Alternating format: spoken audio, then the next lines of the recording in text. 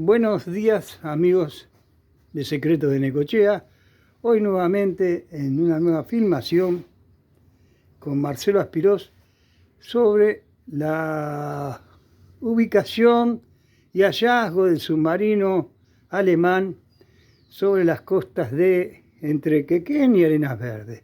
Para eso ha investigado Marcelo y tiene todo un artículo que nos va a exponer a todos.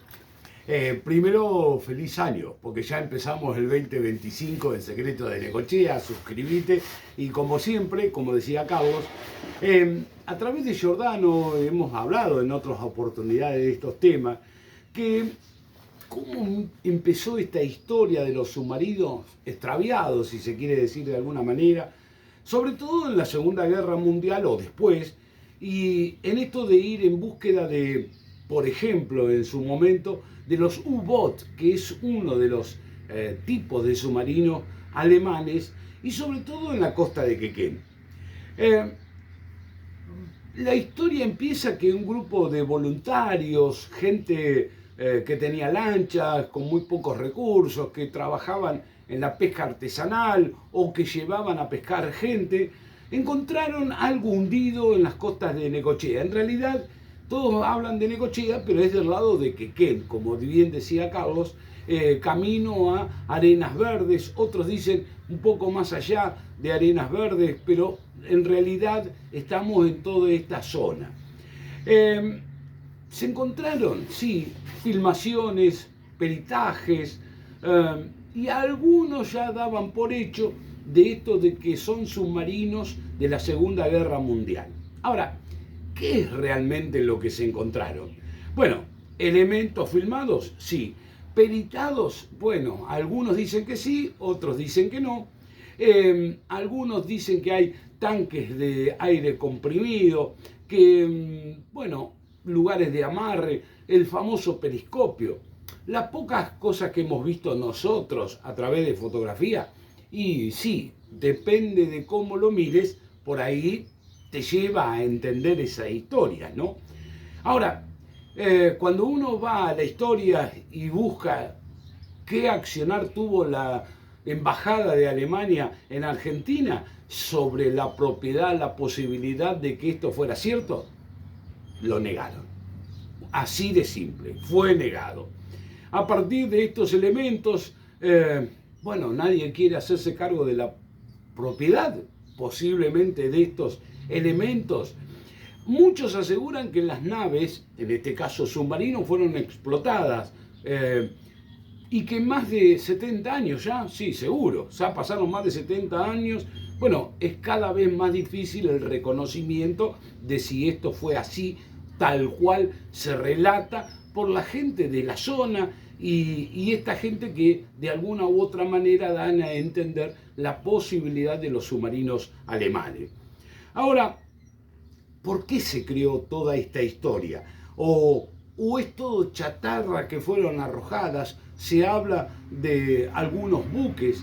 Lo llamativo de todo esto es que, la base que tenemos en Puerto Quequén de Prefectura Naval no la tenían las cartas marinas de hundimientos o elementos hundidos.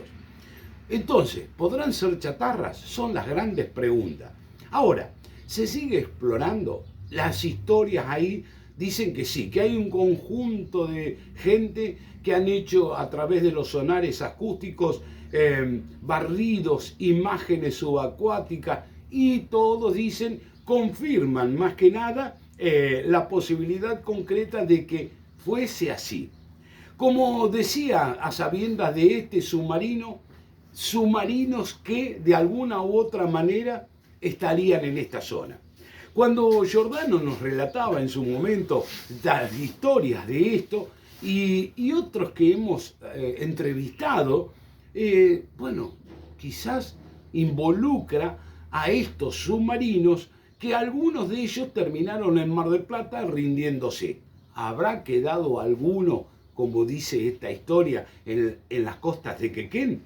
Que llegaban a Mar del Plata, pero estos son los que se entregaron, los que se rindieron. ¿Habría otros lugares aislados y aparecen que en el sur, en Santa Cruz y en algunos otros lugares, también se habla de esta misma manera. Funcionarios que llegaron a Mar del Plata de Estados Unidos y Gran Bretaña en aquel momento de las rendiciones, dijeron, ¿dónde fueron a parar esos submarinos alemanes que se entregaron? ¿Requisaron las naves? Sí, dicen que Estados Unidos lo hizo. ¿Que pidió la entrega de los capitanes para interrogarlos? También es lo que se pretende dar a conocer. ¿Se confesaron historias de esos jerarcas o negaron todo? Lo mismo pasó cuando uno va a Gran Bretaña, que las naves fueron hundidas por los Estados Unidos. Conclusión, nadie sabe dónde están y si lo que estamos hablando termina siendo estas historias. ¿Por qué? Y porque ya incorporaron que podía estar el cuerpo de Hitler o que el cuerpo de Hitler no estuvo en ningún lado. ¿Habrá bajado en la Argentina y en nuestras costas? ¿O son todos versos? En el 2018, 2 patólogos franceses analizaron hasta la dentadura de Hitler que está guardada en Moscú y concluyeron que es auténtica y que no huyó a la Argentina en el famoso submarino del que estamos hablando, que no está en una base oculta en la Antártida o en un lado oscuro de la Luna, porque por hablar se habla mucho. Ahora, en Moscú dicen que la copia de los puentes dentales de Hitler que había hecho Stanley mismo no son diferentes o son incompletos, pero los fragmentos aseguran que corresponde al ADN, pero a ver, se lo llevó Hitler y muchos se ríen sobre esto. ¿El nacimiento de un mito fue esto? ¿Podemos decir que es un mito más de nuestra historia? Incluso los historiadores de origen Israel, como Rein, hay una obsesión casi patológica del antiperonismo de tratar de ligar al movimiento creado por Juan Domingo Perón con el nazismo. ¿No existía un plan para traer cuadros alemanes?, se preguntan algunos. Otros autores aseguran que los muchachos peronistas judíos, como Rein, que es profesor de historia latinoamericano en la Universidad de Tel Aviv, y tiene ensayos publicados por parte de la comunidad judía en la Argentina y la relación existente con el peronismo. En el 2009 se recibió la Orden de General San Martín por sus aportes a la historiografía del país, siempre hablando de Rein. Sus investigaciones académicas llegaron a poner la lupa en el denominado el Libro Azul, publicado en los Estados Unidos con aportes del embajador Braden.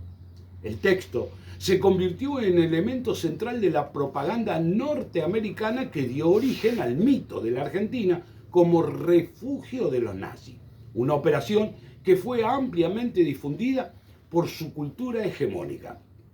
Desde el cine de Hollywood, por supuesto, hasta series de Seinfeld. En las ficciones, los Estados Unidos siempre crearon cuando un nazi huye, es fácil adivinar en qué país de Sudamérica estuvo y pasa a ser un mito. En la campaña electoral de 1946, el ascenso del movimiento nacional encabezado por Juan Domingo Perón produjo una colisión de intereses económicos de Estados Unidos en dicha región.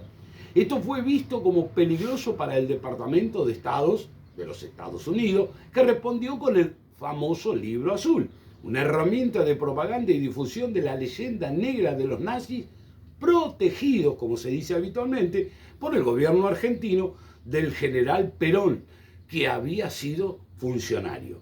Para Rein, este mito fue acrecentándose con los años por un conjunto de voceros que se hicieron eco de infundios o verdades a medias, tanto o más dañina como una mentira.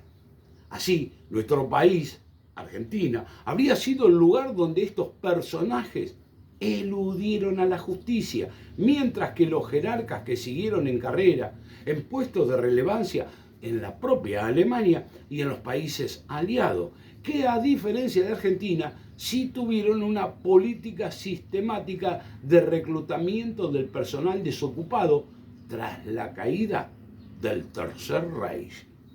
Quedaron blanqueados, algunos incluso plenamente rehabilitados y honrados por sus contribuciones científicas. Bueno, en Estados Unidos también.